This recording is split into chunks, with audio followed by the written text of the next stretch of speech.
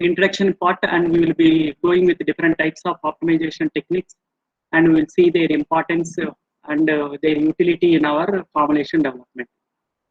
So if you see the introduction part of it, the optimization is defined as the any aspect to make a perfect and effective or a functional as possible. That is actually to make optimize means to make it perfect, effective or functional. Anything if you are optimizing it.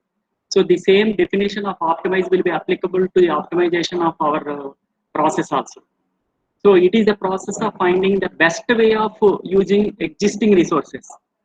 We are going to use existing means whatever the available excipient, equipment, resources available with us only, and while taking into the account of all factors that influence the decision in any experiment.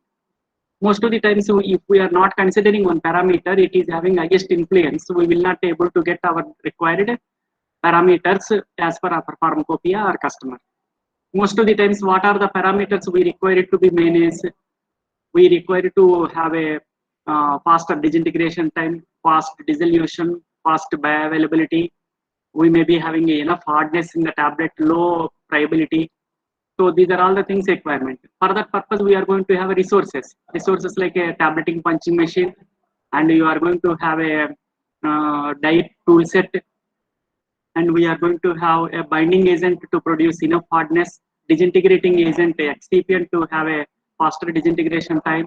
So these are all the resources we have got to achieve the hardness, friability, or it is a disintegration, whatever the end outcomes we want to make it.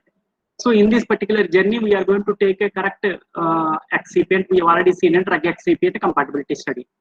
And we want to select what is the concentration of that will be going to affect that we did not see it. We have seen 1:1 concentration. We are mixing it and studying the DEC studies, that is drug compatibility studies. But we don't know how much concentration of that excipient is required in a formulation. For that purpose, we are going to use optimization. So traditionally, optimization in the pharmaceuticals refers to changing one variable at a time.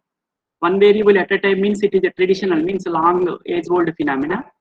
If we are having a disintegrating agent, binding agent, and punch forces, these are all the optimum resources we have got. We change only one variable, remaining all we keep the constant to obtain a solution of a problematic formulation. In this particular problem, that is called as a OV80, one factor at a time, OF80, one factor at a time, or one variable at a time, OV80. In those cases, the problem is number of experiments you are going to do is very high.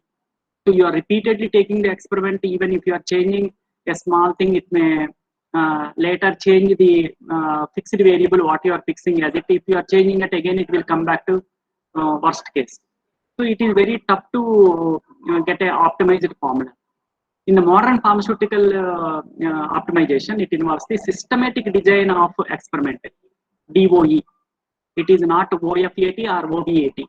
One variable at a time or one factor at a time we are going to not using. We are going to use DOE. DOE means design of experiments to improve the formulation irregularities. Okay. In other words, we can say that quantitative formulation that has been quantitatively determined, it is not a screening technique. Screening technique and optimization don't get confused. Say for example, you have got 2 disintegrating agents or 3 disintegrating agents you have got, all are compatible to you. All are compatible. Out of 3 compatible excipients, what I need to choose? You have got 3 binding agents, all are compatible. Out of that, what is the best binding agent I need to choose?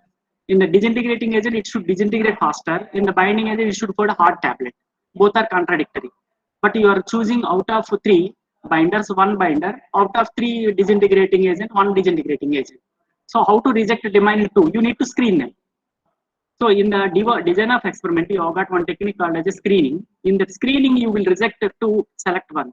In the optimization, specific concentration you are going to take and you are going to fix that in the formula quantitatively.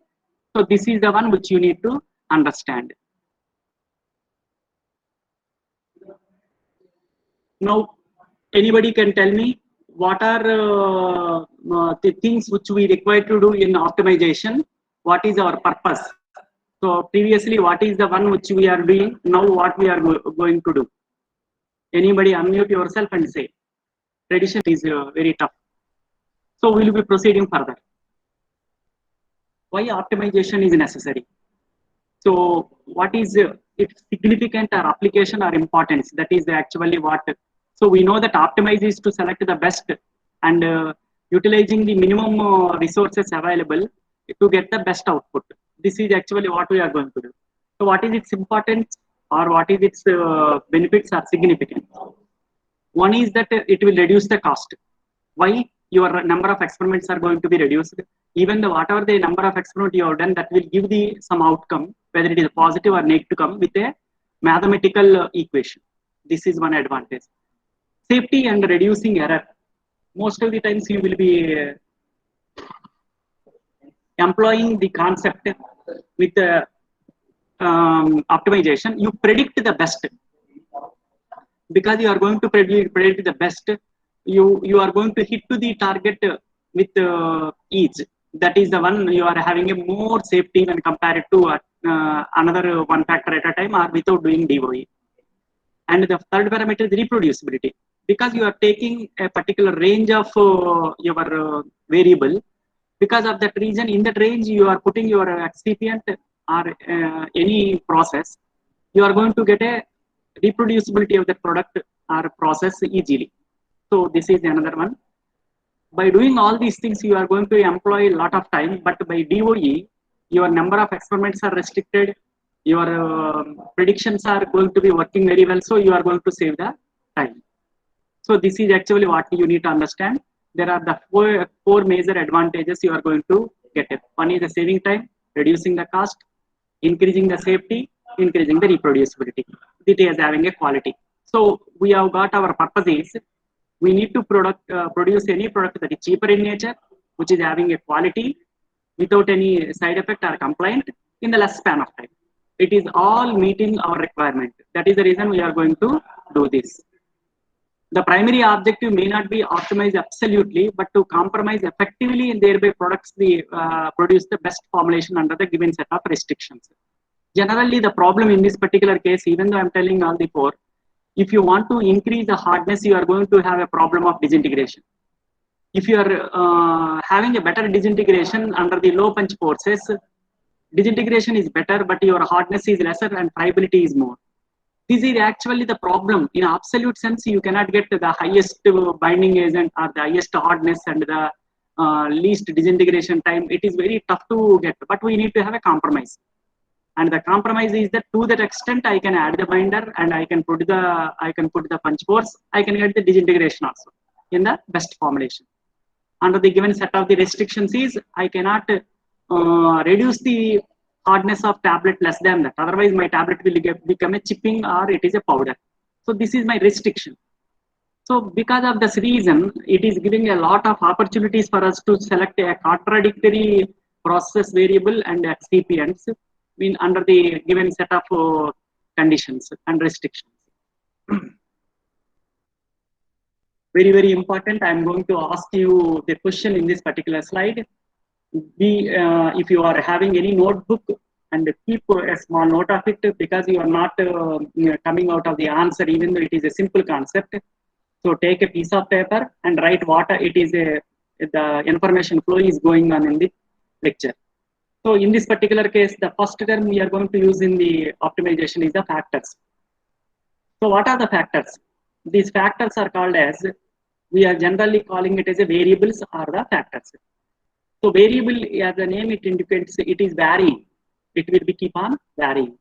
So it is assigned variables such as the concentration, temperature, concentration of either binder, concentration of disintegrating agent, concentration of your any chemical which you are using as a polymer or a diluent, or it may be any parameter which you are going to control, that is rate controlling polymer, then it is a concentration of that. If it is a disintegrating agent, that concentration. Another one is the temperature. You are doing a drying, so at what temperature it is a faster, at what temperature it is going to have a side that is degradation products. So this is actually what the effect of temperature on the drying. Similarly, you have got a compression force. what is its effect on the hardness and friability. These are all the factors which will be varying with the formulation to formulation. These factors are two types. One is quantitative, another one is a qualitative. What is quantitative? You will be having in the continuous manner that variable will be keep on changing 1%, 2%, 3%, 50% like that. This is actually called as a concentration. It is a numerical factor that is assigned to it. So quantitatively you can have in a continuous mode. So 1, 2, 3, 4, 5, 6 like that. Any concentration we can fix. Another one is a qualitative. In the qualitative, you don't have a continuous mode of variable. We are having, it is not a numerical. We are going to take a polymer grade. Polymer grade of 5 CPS, 50 CPS, 100 CPS. It is not a continuous. 5, 10, 15, 20 like that you don't have. It is not like a quantitative effect. You will be having a polymer grade of 5 CPS, 50 CPS, 50,000 CPS. Like you may be having a intermittent 2000 CPS like that. Similarly, humidity conditions, dry weather and wet weather, rainy and summer. This is not a quantitative. So if you are taking a humidity 10%, 20% RH, that is quantitative relationship. But we are taking humidity condition like a wet weather, dry weather. That one is not a quantitative, it is qualitative.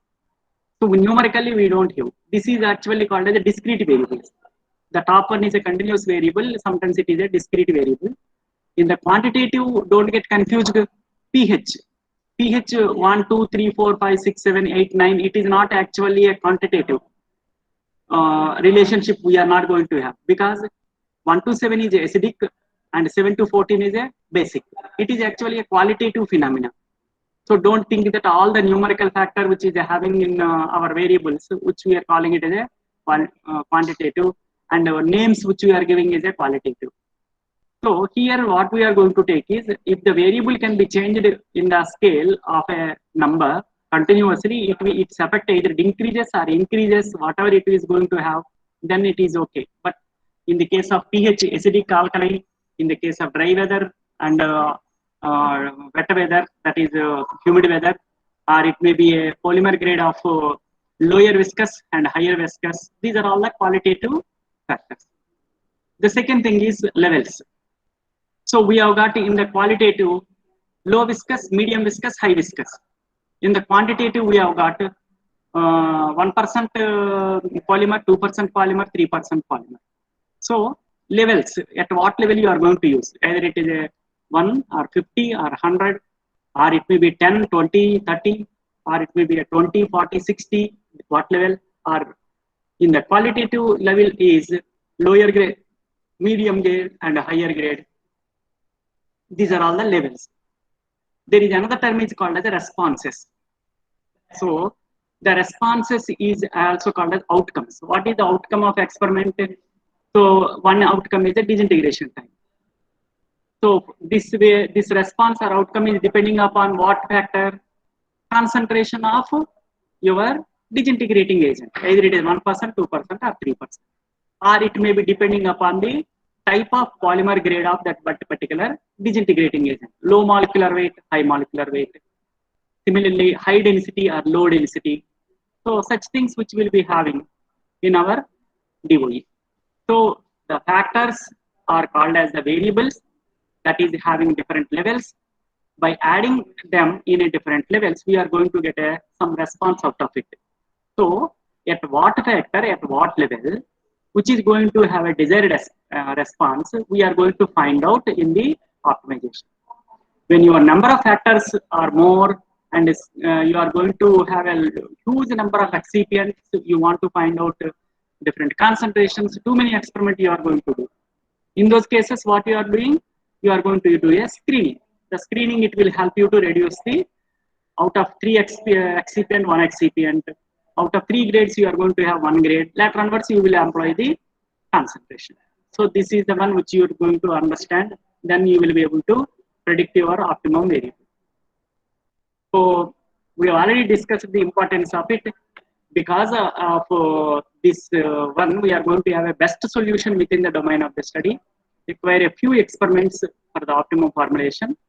can trace and rectify the problem in a remarkable manner. Out of all the 4 axes what you have done, we are going to have an advantage of finding the best solution in the conditions of what we have done, in that what is the best. It may not be the ideal, but it is the best among the remaining others. In the few number of experiments, whatever, whether you have done 4 experiments or maybe 10 or less than 8, like that, we can trace the problem. Where is the problem causing what? Where is the problem creating or problem solving zone? This is actually what the advantage of it. Now, we are having these variables, our problem types. We can divide it into the 2 types again, according to the terminology. One is constrained, another one is unconstrained. So what is this constrained, unconstrained? So another variable is dependent and independent. The outcome is the dependent variable, and the variable which you are changing with the concentration or qualitative is the independent variables.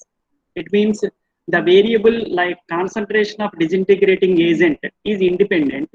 Disintegration time is dependent. So disintegration time is dependent on independent variable concentration of disintegrating agent. Now, what is the problem type of constrained and unconstrained? That we will see now. Unconstrained. What is unconstrained? If in unconstrained optimization problem, there are no restrictions. There is no restrictions. You can increase, you can decrease, whatever the extent without any problem. This is actually called as a no constraints or restrictions. For the given pharmaceutical system, one might wish to make the hardest tablet possible. Then it is called as we don't have any restriction to have this. We are having unconstrained zone, but it is generally not like that. Generally, so for making the hardest tablet, we can have a unconstrained optimization problem. But if you want to make a disintegrating tablet, it will become a constrained. When it will not become a constrained, unconstrained in the case of a chewable tablet. Chewable tablet is the one you can make whatever the hardest possible because your teeth is going to break the tablet. So hardness is unconstrained in the case of chewable tablet. The same thing is constrained in the case of fast disintegrating tablet. You cannot have the hardness too much in such a way that your disintegration is about 15 minutes like that. Okay. So the constraint problem involves in it is the make the hardest possible tablet but must be disintegrating in less than 50 minutes. In that particular case, our addition of the binder, compression force, and addition of disintegrating agents, they have got some constraint. You need to restrict it to certain extent. After that, if you are increasing beyond the particular limit, so you need to restrict the addition of binder. You need to restrict the addition of punch force. This is the one which we need to understand. Now, can anybody tell what is independent variable? What is it include the compression force, die wall cavity filling, or it may be a mixing time, something what we are going to have a independent variable. Whereas the dependent variables are the responses or the outcomes, the characteristics that are developed due to the independent variables. So depending upon the concentration or the extent of independent variable, we are going to get as the outcome, that is the dependent variable. The more the variable that are present in the system, the more the complications you are going to involve in the optimization. That is the reason it is better to reduce your dependent variable or independent variable to the lower and lower number. But you can't do it because of certain reasons, then your optimization will become a complex and tougher. Now, I am giving the examples of it, independent variables. Diluent ratio with your polymer or a drug, compression force and disintegrant level 1%, 2%, 3%, or binder level 1%, 2%, 3% like that, lubricant level 0.1%, 0.2% like that. And a dependent variable, what is outcome? Your disintegration time, hardness, dissolution, friability, weight uniformity. These are all the things which are coming under the dependent variable. Generally, independent variables are given as X. dependent variables are given as a y. So we need to get a relationship between x and y in the optimization. This is actually what we are going to build up with now.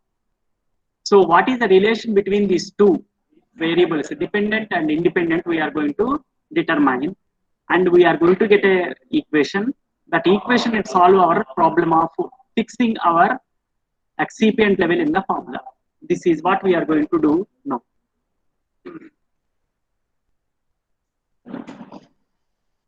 Now, DOE is a design of experiment. Experimental design guidelines, generally we need to see.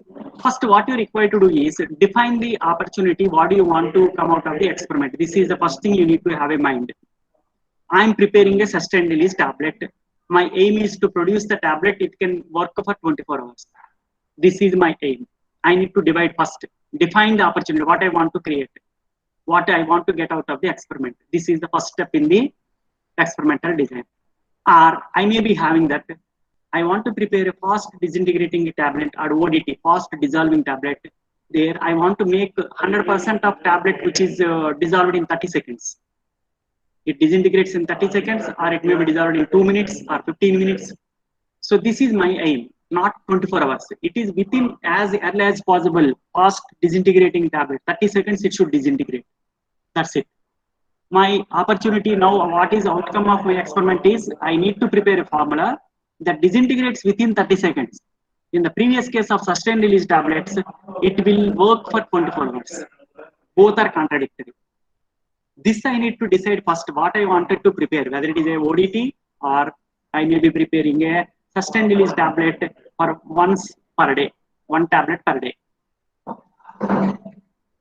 The second is choice of factors and levels.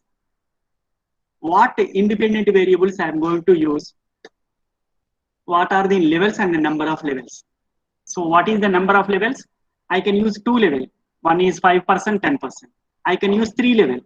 Maybe 5%, 7.5%, or 10%. I can use maybe 5 levels, 2, 4, 6, 8, 10. So you see, number of levels for the same binding agent or disintegrating agent is varying as a input data we are going to give. Selection of the responses. What is the response now? I need to select whether I'm going to disintegrate within the 30 minutes, means disintegration time is my response. If I want to make it a sustained release tablet, I should not make the 100% that is immediately it should not dissolve. At every time point of maybe 4 hours, 4 hours, 4 hours, my 50% or 20% of drug should be dissolving. So first 4 hours, 20, next 4 hours, another 20, 40, next 4 hours, another 20, 60. So if it is keep on going, or 6 hours time point, I want to make it. It should not disintegrate or dissolve immediately. So this is my response here is % drug dissolved is my output data. In the case of sustained release, in the case of ODT, disintegration time is my response. So in our 2 examples. The third one is the choice of design. First, I need to go for directly the optimization. I need to have a screening. This I need to select. Choice of the design. What choice of a design I need to take it in the screening? What type of design I need to use in the optimization? I need to design what? So for that purpose, we need to know how many number of screening designs are there, how many number of our optimization designs are present. We need to know. Then we can have a choice. Another one, fifth one is the perform the experiment. By taking this design, whatever it says, accordingly you make that formula and do the experiment. After the experiment, you are going to get the result. So you analyze the result. After the analyzing the result, you apply the ANOVA, that is statistics. Whether your result is significantly different or significantly it is producing its effect, or by error it is showing like that. So we need to have it. Another one is regression. We need to have a equation of y versus, that is y is equal to function of x, that we need to have. Another one is a graphical analysis, whether it is a straight line or it is a curvilinear relationship. They are very important in our case of predictions. So the last one is what I want to aim at, conclusion and recommendations and action. I am going to take it. further with this particular outcome, and I need to proceed and act on my formula and decide it. So I will recommend this formula for the further uses. Now your formula has got into the existence. You are going to give that formula for production and going to get regularly your product formed without any problem in a least span of time, with least money and least labor or resources available, and reproducibly you can produce it. That is actually what the action is. Now, you will be having, initially you are going to have a screening designs. Generally placket Burman and fractional factorial designs are used. So fractional factorial designs are the designs which you can use it for the screening. It is because if you are taking a fractional, means small fraction of a full factorial design.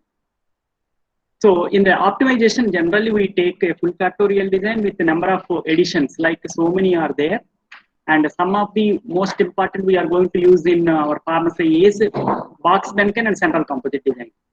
These two are most of the times we are going to use. And what is their use, and we will see a little bit later. Another one is a mixture design. Mixture design means I am going to use a 3 excipients. The 3 excipients together, it will produce 1 gram. So it is a mixture of 3 which are going to get a maybe 500 mg tablet. So only 3 are present. For what mixture, I am going to get a better formula.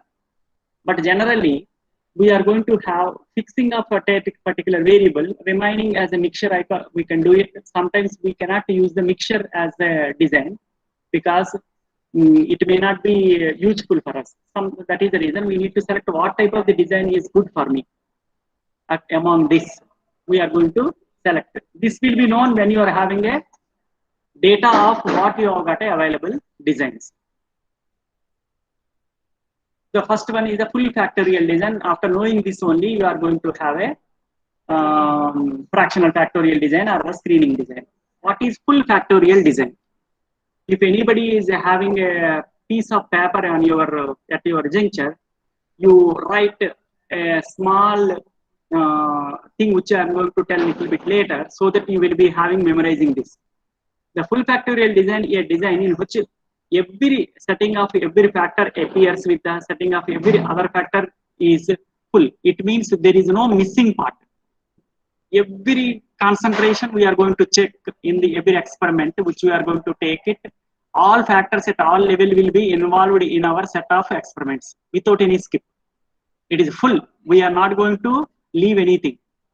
In the fractional factorial one, we are going to leave some experiments which we are not interested, and we are not going to bother about them. Then it is going to take a only fraction out of it. So generally there is a level to the power of factors is the one which will give the number of experiments which you are going to get. There are so many softwares are present. They are giving a nomenclature of different things. K number of factors are present, Z levels are present. Z is the 1, 2, 3, 4, whatever the number. K means 1, 2, 3, 4, whatever number in a full factorial design. So the number of experiment will be given by the levels to the power of factors. That is actually whatever which is having. Our factors are also called as variables.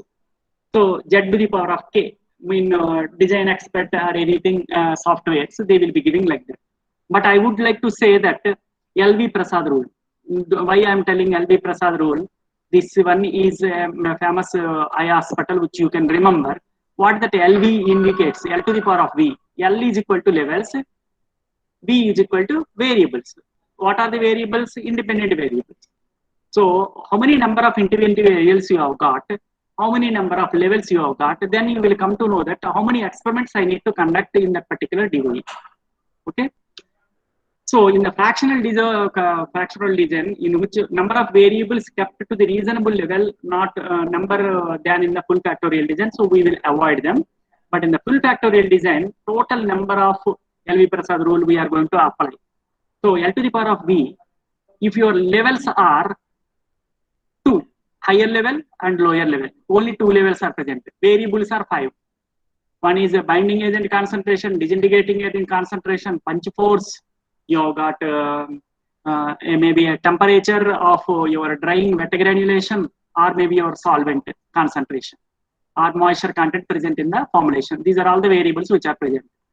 So if you have got 5 variables at 2 levels, lower level, higher level, or 5%, 10%, maybe your concentration at 0.5, 1% moisture, that is water. So in those cases, how many experiments you are going to get? L to the power of B. It means 2 to the power of 5. 5 variables, 2 levels. So 2 into 2 into 2 into 2 into 2. That is 5 times you need to multiply 2. You are going to get 2 into 2 is 4. 4 into 2 is equal to 8. 8 into 2 is equal to 16. 16 2s are 32. 32 experiments you are going to get in the full factorial design. So in the full factorial design of experimentation for levels 2, variables 5, we are going to have 32 experiments. Now you may be saying that, sir, it is very, very tough for me to do 32 experiments because my entire M-Pharma project is 1 year project. So if I'm going to prepare the 32, I need to do PhD like thing, it is not possible for me.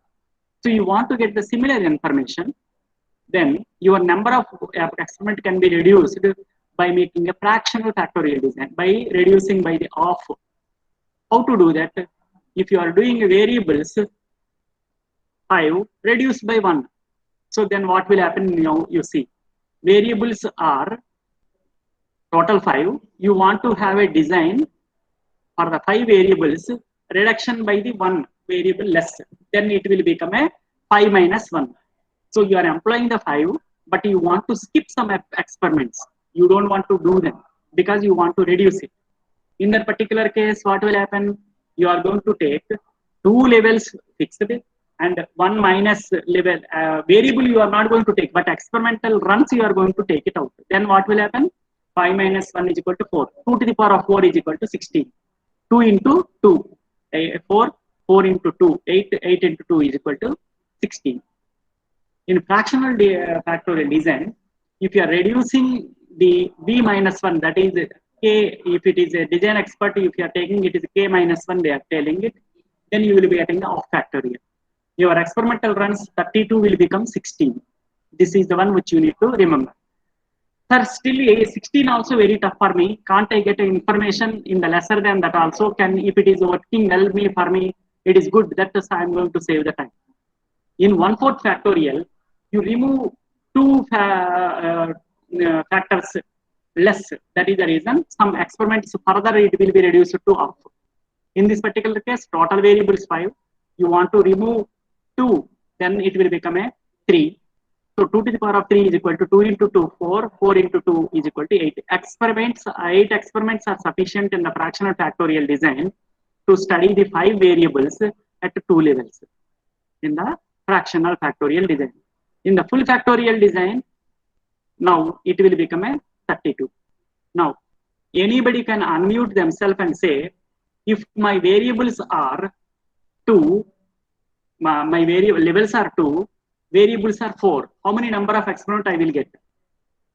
My question is, levels are 2, variables are 4. Tell me how many number of experiments you are going to get. Levels are 2, variables are 4, 2 to the power of 4.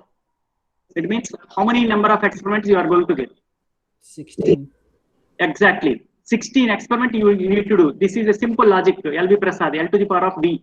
L is equal to 2, variables are 4. 4 and this concept at this juncture, and it will not leave you throughout your lifetime this part. This LB Prasad rule and how many number of experiments you are going to take. There is no other skip. I will just recapitulate again. Full factorial design which will have 2 to the power of 2 is equal to 4 runs, 2 to the power of 3 is equal to 8 runs. And when my levels are 2 and variables are 2, when levels are 2, variables are 3. There is another case. Levels are 3, variables are 2, 3 to the power of 2, 9 runs. And levels are 3, variables are 3, 27 runs. That is what we have discussed previously. Okay. Now, 2-level full factorial design I have already mentioned. There are 2 variables x1, x2. I am already telling you independent variables named as a x, dependent variables named as a y. And my levels are 2, it means low and high R. I can designate them as a -1 and +1. plus 1 is equal to highest one, minus 1 is equal to least one, in between maybe a 0, minus 1 0 plus 1, then it will become a 3 levels. I want to 2 levels only, then you skip the 0. It means low, medium, high, you are skipping the medium, so your levels 3 will become 2 now. So 2 level 2 factors 4 are present in the quadrant, plus plus, plus minus, minus plus, minus minus. If you are taking all these combinations of x1 and x2, so what is this, we will see little bit later. It means you are taking both the variables at the high in the first quadrant.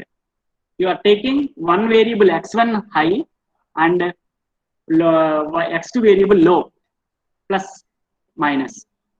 In the third quadrant, minus plus, the x1 variable low and your x2 variable high. In the fourth quadrant, you have got minus minus. It means you are having x1 also low and y1 also low. In this combination, if you are taking it, even in the 4 runs, it will give you a full factorial design. You will get a complete information about your behavior of independent variable on the dependent variable. In the fractional factorial design, you will not have complete information because you are leaving some of number of runs skipping. You are not going to consider them. That is the reason you are missing some information. Your best formulation may be in those runs you have skipped it, or software suggested you to skip it.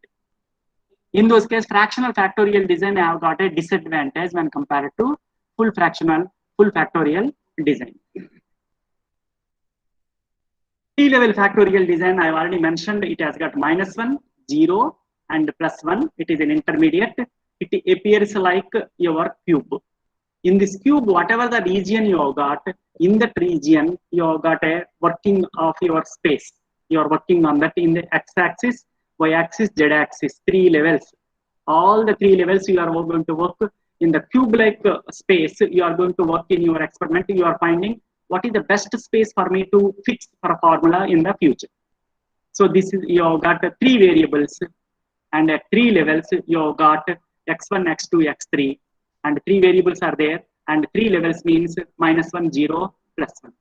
Now you have got the concept of levels, concept of variables, independent variables, dependent variables. You have got a full factorial design. You know the fractional factorial design. Fractional factorial design is a part of full factorial design. Either it is a half or 1 by 4th. Depending upon your wish, you want to remove some of the runs so that your workload will be less.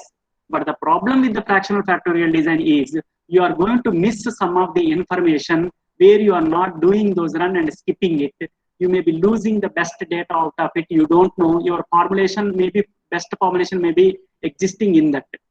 There is a problem, but you are not going to do too much of labor. I want to find out with the available information. It is better to adopt a fractional factorial design. If you can't solve the problem, a remaining set also, you can repeat and do it, and you may get the best formulation.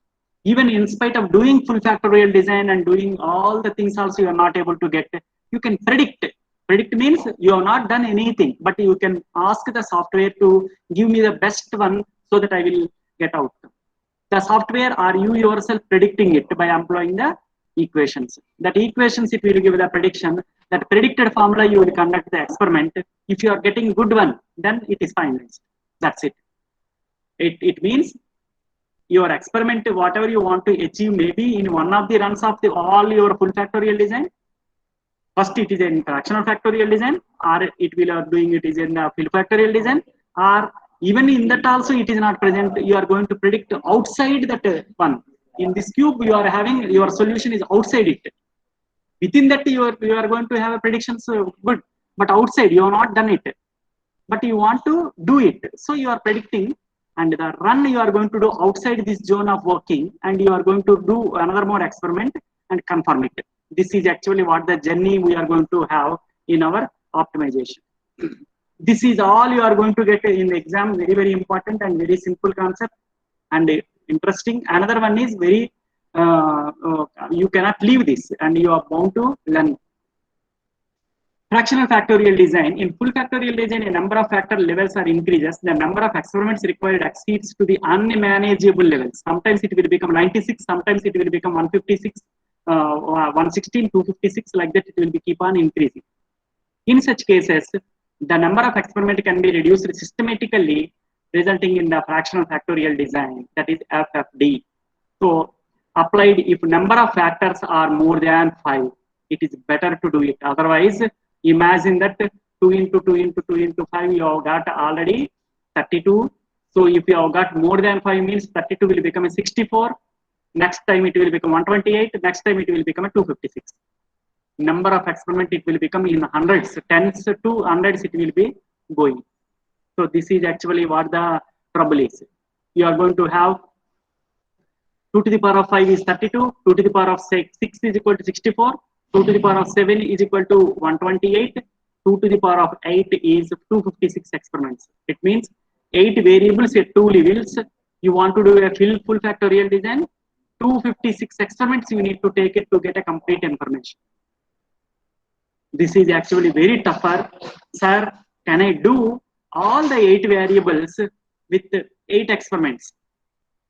Can I do it so that I want to get it to, I want to give, skip remaining 256 minus 8. It means 248 experiments I want to skip. I want to employ fractional factorial design. So this fractional factorial design is making me to avoid 248 experiments and do only 8 experiments to get the data of information of 256. Is it possible? The question, answer to this question is yes. There are designs called as screening designs. Their main aim is to screen. They will not optimize, they screen and they will take the best out of what the variable you have got in the least possible runs. So you are going to use it. That is actually a Plackett-Berman, Taguchi. So this we are going to learn in due course, don't get worried. So even number of experiment low also you can get the greater advantage of getting your information. This is actually called as a screening design. In the screening design, it is the method of identification of main factors among the many variables. What is the main factors and factors with the interactions? This is actually what we are going to study now. So what is the main factor? Main factor means you have got a factor 1, disintegrating agent concentration. Factor 2, punch force. Factor 3, binding agent. So concentration of the binding agent, concentration of disintegrating agent, punch force is in main factors. But you have got interaction. Interaction means if you are interacting your binding agent with disintegrating agent, your disintegrating agent may get less, effect may get less. It is an interaction. It is not a main effect. When it is interacting with it, it is getting reduced. Sometimes it may getting increased. This is called as interaction. In the screening design, you don't find any interaction. You can find only main. But interaction is very much important to us to know because binder has got opposite effect as that of the disintegrating agent.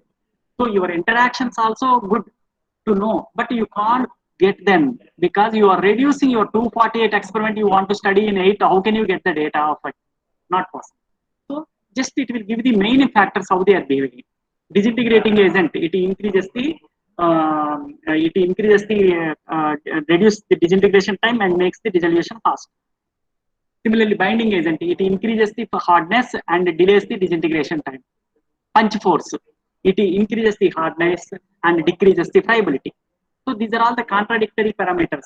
So the main parameters are the one which is not having interaction with any other. That parameter only we are going to factor only we are going to get enlightened in the screening design.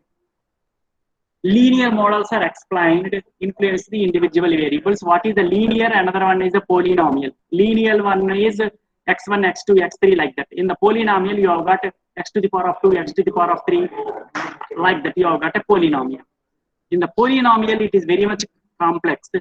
It is very tough. Such things we polynomial model for determining the interaction terms not possible in the screening designs with the least possible one.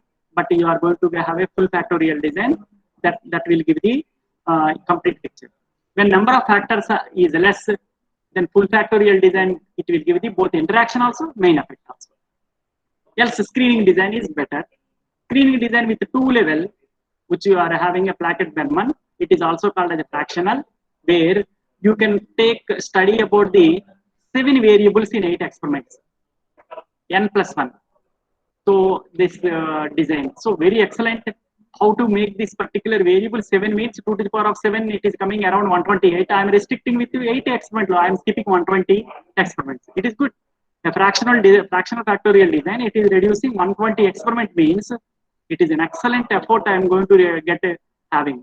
But I know the only full main factors will not interaction. Later onwards I will study, no problem. So this is actually what the screening designs are. Screening design assumes that the interaction between the variables are negligible. It will assume, but it is not actually a fact. It will be present, but it will neglect. I don't want to take botherance of it because my workload is very high. So I don't want to take a decision now to do all. So I'm going to do only main effects. Then main variable effectors are highlighted with the screening design. So one such design is called as a Plackett-Berman. Plackett-Berman are the two scientists. They have done this particular screening designs. So with this, they will be counting the number of experiments to the lower level, and they are getting the maximum amount of information and outcome, and they are going to get it.